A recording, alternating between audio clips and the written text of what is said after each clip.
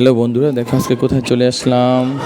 আজকে চলে আসছি একটা ভিন্ন জগতে। এখানে সব প্রাণীদেরকে মেডিসিন, প্রিজারভেটিভ, ফরমালিন দিয়ে সেভ করে রাখা হয়েছে যেন তারা নষ্ট না হয়ে যায়, পচে না যায়।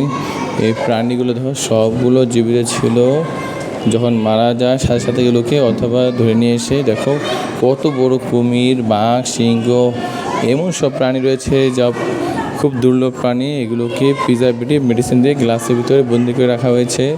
এগুলো সব এখন মৃত, না হলে তো গ্লাস ভেঙে চলে আসতো। দেখো বিভিন্ন প্রাণী, তোমরা সবগুলো দেখো।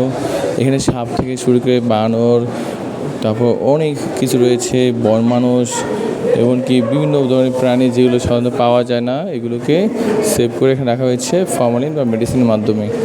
দেখো এগুলো দেখছো কত বড় চিতাবাঘ, এটাও রয়েছে গ্লাসের ভিতরে। এটা বন মানুষ। আরও তোমরা যদি দেখো, এটা হচ্ছে বড় বানর। তারপর সে এখানে কত প্রাণীর নাম লেখা আছে পাশাপাশি। দেখো এই পাশে তোমাদের দেখো কত দেওয়া যায় বেজি, তারপর আছে আর ওই উট পাখির ডিম আছে। তারপর মনে করো অনেক বিভিন্ন প্রাণীর ডিমও এখন পাবা, তোমরা দেখতে পাবা।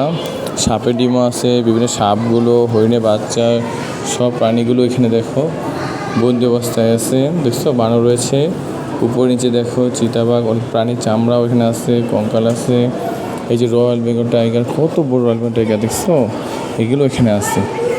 দেখো তোমরা সব এখানে দেখবে আস্তে আস্তে। যে পাশে দেখো অজগর সাপের ডিম, ছোটো ছোটো প্রাণীর ডিম দেখো এখানে। এগুলো সব এগুলো এই জারের ভিতরে রয়েছে। এইগুলো তুমি অবাক হবা, অনেক সামুদ্রিক প্রাণী এবং বিভিন্ন মাছও সেভ করা আছে, যেগুলো সাধারণত পাওয়া যায় না, দুর্লভ। এইগুলো সাধারণত সচরাচর পাওয়া যায় না। দেখে নাও তোমরা বাচ্চারা, দেখো দেখছো।